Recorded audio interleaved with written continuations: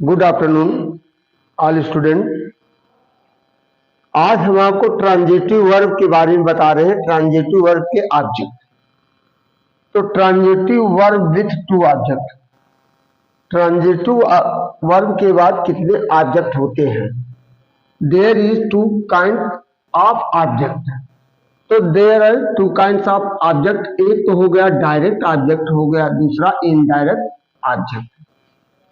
Direct object non living things होते हैं और इनडायरेक्ट लिविंग थिंग्स होते हैं। तो इसके आधार पर हमने कुछ एग्जांपल्स दिए हैं नीचे। सम एग्जांपल्स है given below. Sentence 1, he gave me a rupee. दूसरा, Ravi told him a story. Ravi ने उसे कहानी सुनाया। Mister Gupta teaches us English. श्रीमान गुप्ता हमें अंग्रेजी पढ़ाते हैं। I sold him a book. मैंने उसे एक पुस्तक बेचा। He asked them a question. उन्होंने उनसे एक प्रश्न पूछा। She did me a great service. उसने मुझे एक बड़ा अच्छा सेवा दिया। 7, you wrote him a letter. तुमने उसे एक पत्र लिखा। अब देखिए यहां 1 से लेकर के 7 सेंटेंस तक हमने क्या क्या, डायरेक्ट ऑब्जेक्ट हमारा पहले आया है और इनडायरेक्ट ऑब्जेक्ट बाद में आया है। तो इसकी जानकारी हम कैसे लगाएंगे, किसी कौन डायरेक्ट ऑब्जेक्ट है, कौन इनडायरेक्ट ऑब्जेक्ट ट्रांजिटिव वर्ब में है। तो यहां हमने दिया, देखिए इसके नोट हमने दिया है, इसलिए हमने नोट लगाए हैं। If in sentence comes direct object first and direct object comes in the sentence, then the sentence has no preposition word.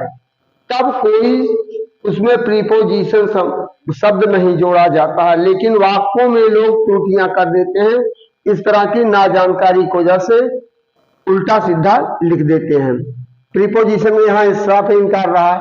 एक डायरेक्ट ऑब्जेक्ट हमारा पहले आ रहा है, इनडायरेक्ट ऑब्जेक्ट बाद में आता है, तो उसके हमें उसके साथ किसी भी प्रीपोजिशन का प्रयोग नहीं करना चाहिए। तो नोट नंबर 1 हो गया। अब sentence have been written above 1 to 7। जैसे 1 से लेकर के 7 तक हमने जो सेंटेंस आपको दर्शाया है।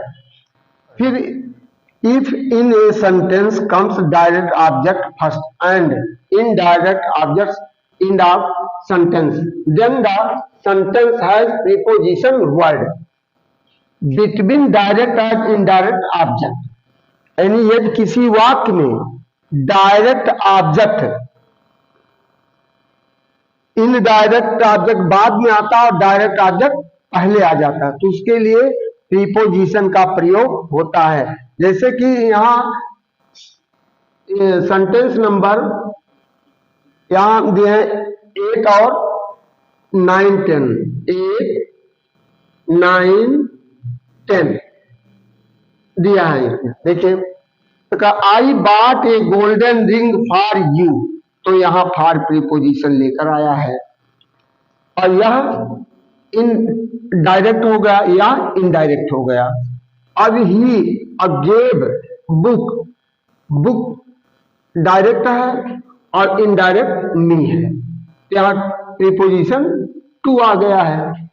अब she sold her golden ring for them, indirect यहां प्रीपोजिशन फॉर आया है या डायरेक्ट ऑब्जेक्ट है। तो transitive verb with object and complement, transitive verb के साथ ऑब्जेक्ट और कंप्लीमेंट। तो कंप्लीमेंट तो नाउन हो सकता है, प्रोनाउन हो सकता है, इंफिनिटिव हो सकता है, जीरेंड भी हो सकता है, फ्रेज हो सकता है और एडजेक्टिव भी हो सकता है कंप्लीमेंट। तो यहां हमने दिया चार्ट के रूप में बताया है। सेंटेंस सब्जेक्ट वर्ब, ऑब्जेक्ट और कंप्लीमेंट। तो पहला सेंटेंस है he called him a thief, noun हो गया, कंप्लीमेंट में क्या है, नाउन है, थीप नाउन है। तो उसने उसे क्या पुकारा, चोर। दूसरा है they found her asleep, adjective है। He students made Sunil their captain, या नाउन हो गया। The king set the prisoner free, राजा ने बंदी को आजाद कर दिया। Boys left their work incomplete, लड़कों ने अपने काम को अधूरा छोड़ा। तो ये हम आपको इसलिए बताए हैं क्योंकि ऑब्जेक्ट डायरेक्ट और इनडायरेक्ट ऑब्जेक्ट लिखने में के बीच में हम कहीं न कहीं प्रीपोजिशन की त्रुटि कर देते हैं, जबकि प्रीपोजिशन और आर्टिकल दो ही ऐसे चीजें जो किसी भी सेंटेंस को अच्छा बना सकते हैं और गलत भी कर सकते हैं। तो इसलिए इनके बारे में जब हमको सही रूप से जानकारी होगी तो हम ऐसी त्रुटियां कभी नहीं कर पाएंगे। That is solve. धन्यवाद, थैंक यू।